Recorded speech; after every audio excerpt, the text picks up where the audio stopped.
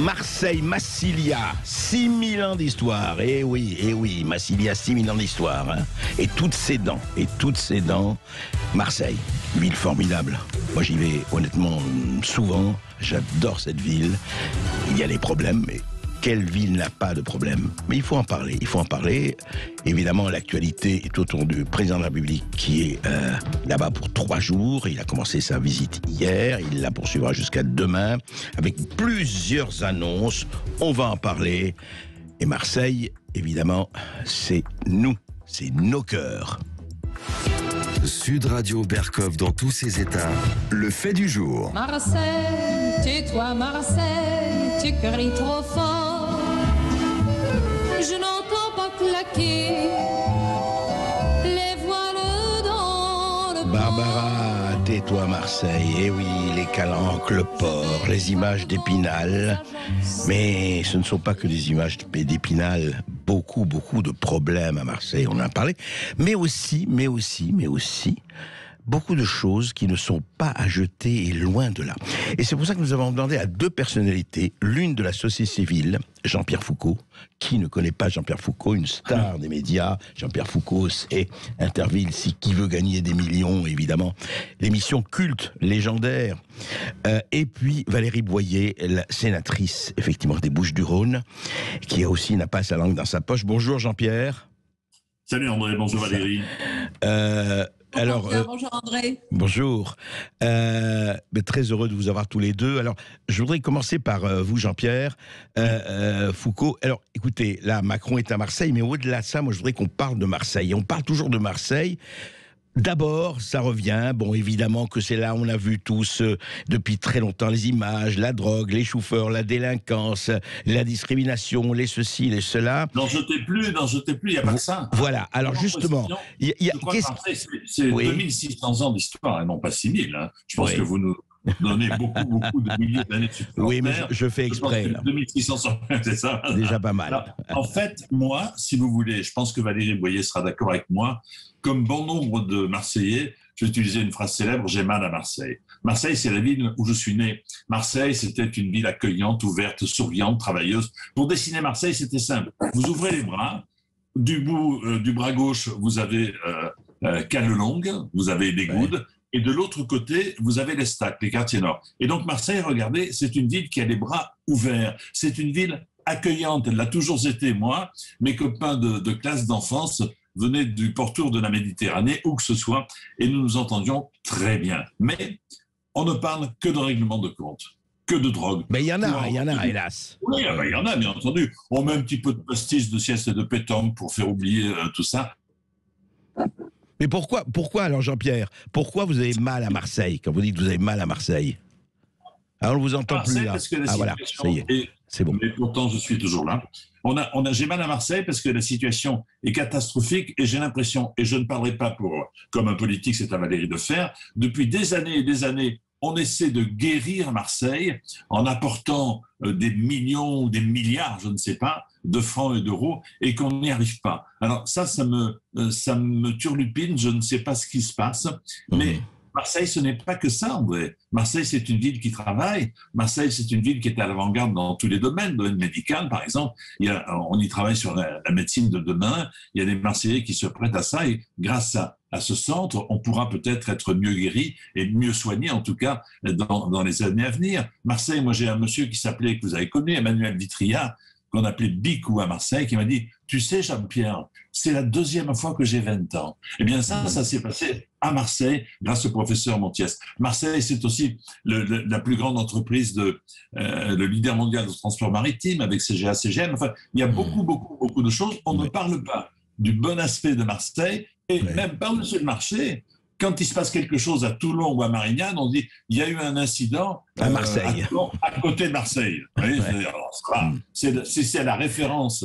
Si c'est la référence au problème, moi je dis stop, arrêtons. Oui, vous dites qu'il y a un Marseille qui travaille, il ne faut pas l'oublier, ce Marseille-là, bien sûr. Valérie Boyer, justement, vous avez dit, alors vous avez fait un tweet, Valérie Boyer, merci d'être là également. Vous avez dit, en tant que sénatrice, j'ai accueilli le président, mais l'unité nationale ne se décrète pas, elle se construit. Il n'a cessé de piétiner le Parlement, je ne participerai pas à la suite de la visite du président candidat, venu nous promettre ce qu'il n'a pas fait dans le reste du pays. Certes, mais Valérie Boyer, s'il amène des choses avec l'hôtel de police, avec un certain nombre d'injections d'argent, mais d'autres choses aussi, à votre avis, c'est trop tard ou c'est trop électoral? Vous en pensez quoi? D'abord, permettez-moi de répondre aussi dans cette question, cher André Berkoff, à Jean-Pierre Foucault. Oui, quand on a mal à Marseille, c'est qu'on a mal à la France. Parce que Emmanuel Macron vient avec un slogan qui claque comme une pub, Marseille en grand. Mais moi, j'ai envie de dire, c'est la France en petit. Et les maux dont souffre Marseille sont les maux dont souffre la France. Aujourd'hui, c'est difficile de venir à Marseille, par exemple, pour parler politique de la ville, quand on est président de la République, qu'on commence son mandat en demandant à Jean-Louis Barlot un plan politique de la ville et qu'on dit « Ah ben non, tout ça c'est pipeau, c'est pas deux hommes blancs de 50 ans qui habitent pas dans ces quartiers qui vont faire des plans politiques de la ville ». On voit bien quand même un petit peu à la fois ce mépris, ce communautarisme aussi porté par le président de la République. Et c'est pas la première fois que le président de la République vient à Marseille. On se souvient de ses vacances lorsqu'il a été élu président de la République, mais surtout, on ne se souvient pas, parce qu'on n'en parle pas beaucoup, que quand Emmanuel Macron était secrétaire général de l'Élysée puis ministre du Budget, il a accompagné Jean-Marc Ayrault, il a accompagné Manuel Valls qui était venu promettre 5 milliards à Marseille, qui ne sont pas été tenus. Et des promesses qui n'ont pas été tenues. Ouais. Et quand hier, en tant que sénateur, bien évidemment, je suis le protocole républicain, je suis respectueuse, moi, des institutions, parce que j'en ai aussi assez que le Parlement soit piétiné et qu'on balance les maires. Ce n'est pas du tout ma conception de la République, donc j'ai accueilli le président de la République, mais je ne participe pas à sa campagne d'autopromotion. Aujourd'hui, tous les journaux s'accordent pour dire qu'il lance sa campagne présidentielle à Marseille. Marseille n'est pas un marchepied, ce n'est pas non plus un laboratoire et ce n'est pas un tremplin pour sa campagne présidentielle. Et je suis surprise quand on m'interroge ou qu'on me demande est-ce que le président de la République aime Marseille. Le problème, ce n'est pas d'aimer Marseille. Moi, j'aime la France et je suis marseillaise. Non, mais juste Valérie, oui, Valérie, juste... Je ne considère pas la deuxième ville de France comme un marchepied de ma campagne présidentielle. Mais quand il dit qu'il va investir 150 millions pour un nouvel hôtel de police, quand il va déployer 500 caméras de vidéosurveillance dans les quartiers nord de Marseille, quand il va réhabiliter, dit-il, un certain nombre de cités, vous trouvez que c'est simplement de la propagande électorale ou on va voir s'il les acte? Saint-Jean bouche d'or, comme on dit chez nous, je vous signale que tout ça a déjà été fait. La question qu'on doit se poser, c'est pourquoi on en est là aujourd'hui. Parce que les caméras de vidéoprotection, ça a déjà été mis en place. D'ailleurs, contre l'avis du maire actuel et de ses amis qui étaient contre les caméras de vidéoprotection, qui disaient que c'était fliquer tout le monde. Elles sont mises, elles vont être détruites, comme partout ailleurs en France, mais il faudra les remettre. C'est la moindre des choses. Quant au plan de politique de la ville, je me permets juste de vous rappeler que Marseille en compte 15, même 16 en fait. 14 dans ce qu'on appelle les quartiers nord, c'est-à-dire ceux qui sont au nord de la Canebière, et 2 dans les quartiers sud, dont Emmanuel Macron et ses amis, notamment sous François Hollande, ont mis un coup d'arrêt à ces plans. Donc, notamment Herbel et surtout la vallée de l'Uvaune, qui a été refusée par François Hollande quand il était président de la République. Donc, moi, je veux bien tout entendre, mais il n'y a rien de nouveau. Et tout à l'heure, en attendant votre émission, je regardais ces chaînes d'information en continu et je voyais dans l'une d'entre elles le président de la République qui était dans une école à Marseille, dans le 13e arrondissement.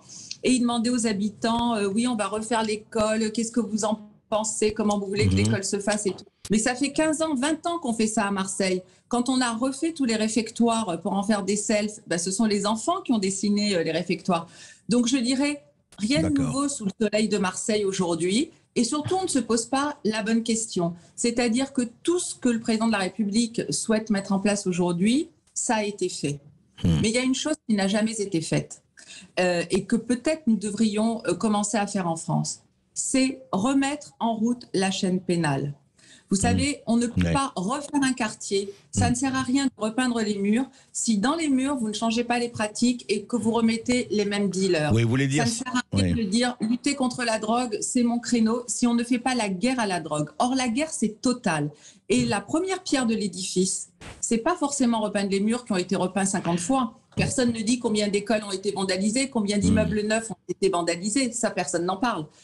Ce qui compte d'abord, c'est la sécurité des habitants. Et quand on ne met pas hors de nuire des délinquants, qui, quand ils ne sont pas en prison parce qu'on refuse les peines, parce qu'on ne peut pas revoir l'ordonnance des mineurs, et bien qui est en prison? Ce sont les habitants qui sont obligés de passer chaque fois rentrer chez eux, à qui on demande d'ouvrir les... Sinon, on repeint les barreaux de la prison et effectivement, ça ne se pose pas. D'ailleurs, la question ne se pose pas seulement pour Marseille, elle se pose pour effectivement toute la France, malheureusement. Pays. Je voudrais demander à Jean-Pierre Foucault comment lui, encore une fois, citoyen, société civile, comment lui réagit à cela.